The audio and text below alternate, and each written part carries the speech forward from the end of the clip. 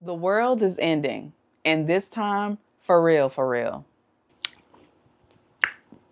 Anybody unemployed and looking for a job?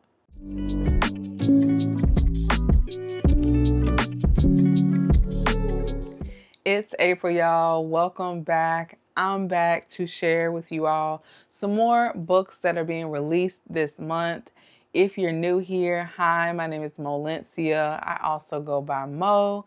And on this channel, I do book reviews, give book recommendations, let y'all know what is coming out, and the occasional book vlog. If you end up staying throughout the video and adding a book or two or three to your TBR, don't forget to show some love in the comments down below or by liking the video, or consider subscribing if you haven't already. Let's get into it. Have you ever wanted to be bad? Like you just want to take a match to some stuff covered in gasoline and stride away with a little pep in your step? Well, Iris Wayward wants to be real bad. So much so that she helps her sisters unleash chaos into the realm. Though Iris feels strangely empty afterwards, not quite the villain of her dreams. She decides to start a business with a reputation that invokes fear into the locals. When her ogre bodyguard disappears, Iris needs to hire some new muscle. She comes across Talon, a broody looking orc warrior, and decides to use a bit of her magic to give him a new lease on life. Now, Iris was expecting that this new addition to her business would add to the dark and dangerous vibe that she is cultivating. Though Talon is on the other end of the spectrum. He bakes, he's gentle, he's nice, and she has a thing for him. As Iris struggles to turn Talon into the enforcer that she wants, her sisters visit, in need of solving why their magic is fading. The timing couldn't be worse, and falling in love with a gentle giant wasn't supposed to be part of her villain era. Next up is Thistle Marsh, that will be released on April 21st. In the wake of World War I, the world is decidedly an unmagical place for Mouse Doom. She once dreamed of becoming a fairy anthropologist, but with one telegram, her world shattered. At the Battle of the Somme, her cousin's body disappeared into the mud, and her brother was left with debilitating shell shock. It was time, she knew, to put aside childish dreams. When Mouse receives news that her uncle has left her the fairy blessed Thistle Marsh Hall, a dilapidated manor in the English countryside, she must leave her brother's side and return to her childhood home to claim her birthright. But there is a catch. If Mouse does not rehabilitate the crumbling house in 1 month, she will forfeit her inheritance and any hope of caring for her brother. It quickly becomes clear it's impossible to repair the manor in the allotted time, until a mysterious fairy appears with a proposition. He offers to restore Thistlemarsh for a price. Mouse knows better than to trust a fairy, especially one so insufferably handsome and arrogant. But she is out of options. There are dark and magical forces at work in the house, and Mouse must confront the ghosts of her past and the secrets of her heart, or lose Thistlemarsh and herself in the process. Everything in the world of wrestling is an act, which I didn't know until my late teens, and I used to love watching wrestling. When I found out they were just playing on stage, I was just so upset. I felt like this was one of the biggest bubbles in my life to be burst. Even though wrestling may be an act, the hatred that Asher feels for Caleb is not. Asher is drafted into Global Elite Wrestling, playing the role of Caleb's worst enemy. Asher is ready to strip Caleb bare of his world championship title. There is an expectation of there being heat in the ring, but not out of it. The more time they spend together through training sessions and injuries, rehearsals, Caleb's icy demeanor melts away, and Asher sees underneath the persona that the GEW has created. The pair form an unlikely truce as their feelings evolve. The company and the industry has a history of denying queerness and won't let them be seen as anything other than bitter rivals. Both men are forced to decide if the relationship is real enough to last and how much they're willing to fight for one another.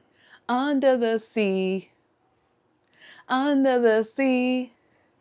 Do you wanna read under the sea, under the sea? The fairy tale mermaid Ariel might have gotten her happily ever after, but her granddaughter, Yemi, is having a much harder time. Her father, the king of Ixia, was assassinated years ago. Her mother is slowly dying of a poisoned wound, and she faces whispers and slights from her own people. Yemi has been raised as the shield of the kingdom and is soon to inherit the throne. But she cannot shake her fury at how Ixia has treated her family after all they've sacrificed. Only her patient mother and steadfast personal bodyguard and fiance, Nova, help Yemi rein in that fury most of the time. When the kingdom's discontented rumblings reach a fever pitch, a coup erupts and Yemi's throne is usurped, stripping her of her family and forcing her into exile. Now, only one being has the power to help her: Ursula. Like her grandmother before her, Yemi is tempted by a deal with the Sea Witch. With powerful and ancient magic behind her, Yemi could avenge her family, take back her throne, and protect the love of her life. But she should know more than anyone that there is always a price. As much as Yemi wants revenge, Ursula has been waiting a very, very long time for her own, and it may take more fortune than Yemi possesses to keep her from losing everything all over again.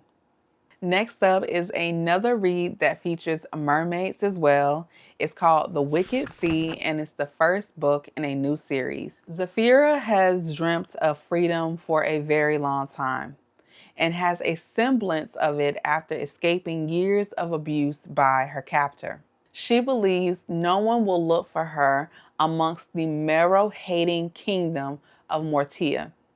So she decides to shed her tail for legs and hides. Though her freedom is cut short when she's caught again and sentenced to death, this time by a warlock named Aaron Stone. Aaron has made it his mission to punish the Marrow, believing them to be evil.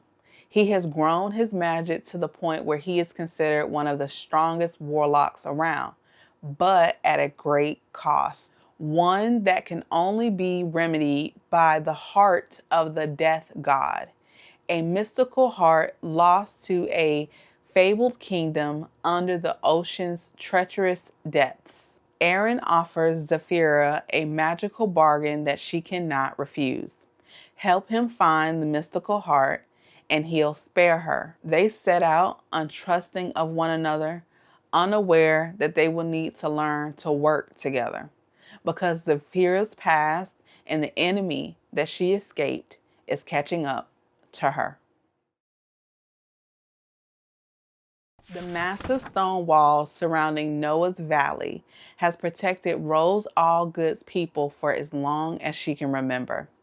The 17-year-old apothecary lives in a sort of paradise where there are no fights amongst its citizens, no one ever leaves the valley, and no one ever questions why. The peace is shattered when Rose's twin brother is accused of killing their mother. Her mother has become the valley's first murder victim. Rose cannot and will not believe that her brother has done this and digs into the mother's death. And in her search, she finds a trail of hidden messages, forbidden knowledge, and comes to learn that her mother's death was an attempt to hide something much more sinister. The wall isn't just keeping something out, it's keeping something in. To Steal a Throne is coming out April 7th and was written by Gabby Burton. Collecting secrets and using them to blackmail members of the court is how Mira helped her half-brother Luke cheat his way to lead the Verde court. A challenger by the name of Caden shows up to dethrone her brother and threatens to destabilize everything Mira has built with his ability to detect the precise nature of someone else's power with a single touch. If Caden so much as brushes against her, everyone will discover she has been manipulating the court for years. She decides that she is done hiding in the shadows and will do what she has to gain power of her own. But at what cost? These next couple of reads will make you contemplate life, whether there's life amongst the stars, or reflect how you've lived your own.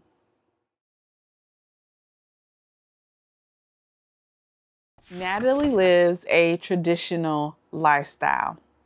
Her charming farmhouse is rustic, her husband a handsome cowboy, her 6 children, each more delightful than the last. So what if there are nannies and producers behind the scenes, her kitchen hiding industrial-grade fridges and ovens, her husband the Republican equivalent of a Kennedy? What Natalie's followers, all 8 million of them, don't know won't hurt them. And the angry women, the privileged Ivy League coastal elite haters who call her an anti-feminist iconoclast, they're sick with jealousy because Natalie isn't simply living the good life. She's living the ideal and just so happens to be building an empire from it. Until one morning she wakes up in a life that isn't hers. Her home, her husband, her children, they're all familiar, but something's off. Her kitchen is warmed by a sputtering fire rather than electricity.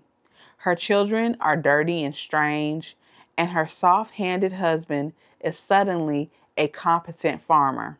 Just yesterday, Natalie was curating photos of homemade jam for her Instagram, and now she's expected to haul firewood and hand wash clothes until her fingers bleed. Has she become the unwitting star of a brutal reality show? Could it really be time travel? Is she being tested by God? By Satan? When Natalie suffers a brutal injury in the woods, she realizes 2 things. This is not her beautiful life, and she must escape by any means possible. The world is ending, and this time, for real, for real. After 40 years together, Don and Rodney are out of time and racing against the clock from Maine to Washington State to take care of some unfinished business before it's all over. Earth is in the path of a wandering black hole, and in a month's time, everything will be gone. On the road, they meet all kinds of people, living their last days out differently. Some are having impromptu weddings, bright burning bonfires, while others are refusing to believe that death is coming.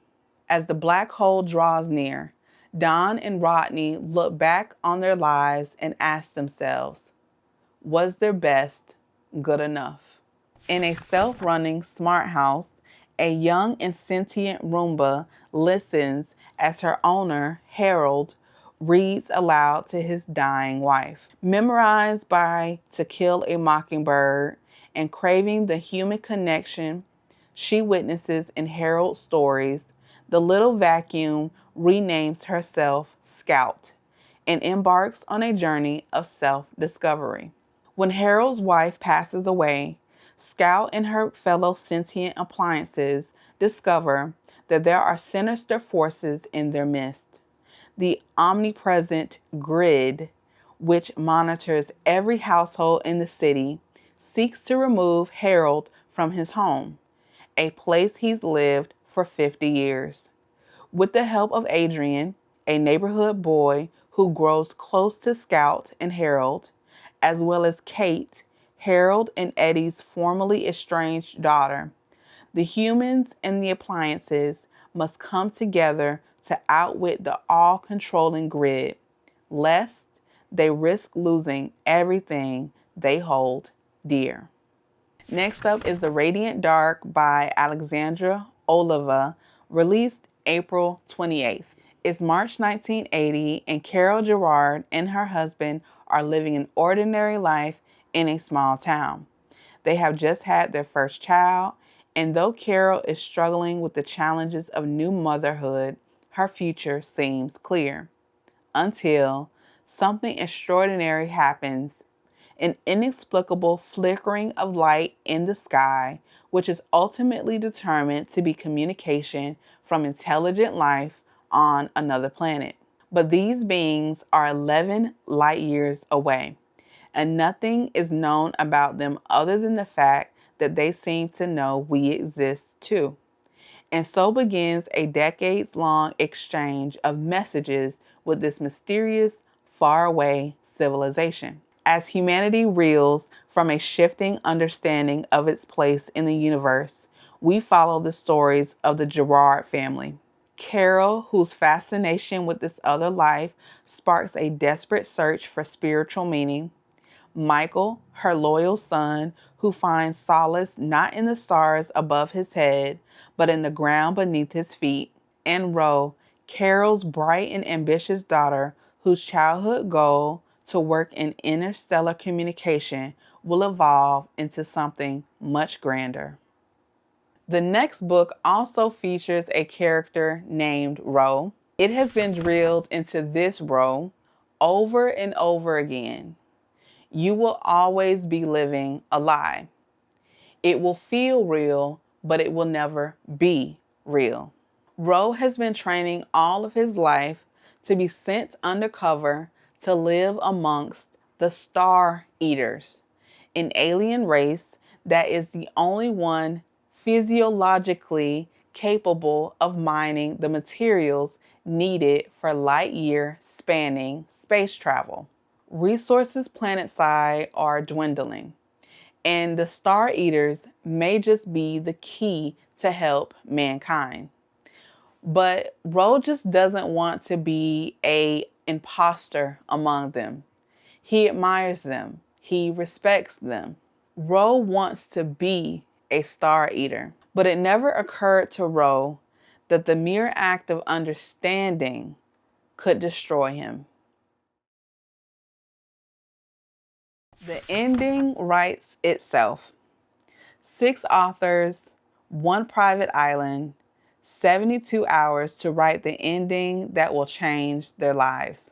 Arthur Fletch, one of the world's best-selling novelists, is a reclusive genius known for his iconic protagonist and fiendish twists. When 6 struggling authors are invited to spend a weekend on his private Scottish island, they arrive to discover a shocking secret. Arthur Fletch is dead, and his last book is unfinished. Desperate to publish the novel, Fletch's agent and editor have summoned these writers in the hope that one of them will imagine a worthy ending for his final book. To sweeten the deal, they are offering an irresistible prize. In addition to ghostwriting the last chapter for a mind-boggling sum, they will also help the lucky writer successfully relaunch their own career, guaranteeing future bestsellers. The catch? The writers have just 72 hours to finish Fletch's book. It has the perfect plot. All it needs is a killer ending. A new start is needed for Gwen. Life has been hard, and her marriage is being affected. She hopes by moving back to Cold Harbor, Maine, and purchasing a fixer-upper will provide the time and space needed to work on her marriage. Except when she arrives, Gwen sees and hears things that are more than an old house settling. Gwen spent years as a homicide detective, and despite her husband Stephen downplaying her fears, she knows that something is not right. In the attic, Gwen finds a chilling message carved into the wood. Now having something tangible, Gwen dives into the history of the house and the Cold Harbor community. And eventually, a terrifying, decades-old picture begins to be unveiled. One that involves a missing girl. When everything is crumbling around you, sometimes returning to the place you grew up is or seems to be the safest place to lie low and recoup. For Hazel, returning home to the English countryside is just what she needs after a traumatic divorce.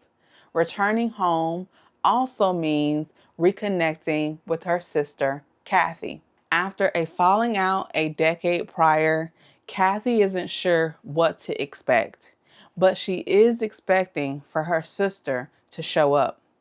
And when she doesn't, she goes in search of her. But something isn't adding up, and there are whispers in town of something sinister in the woods.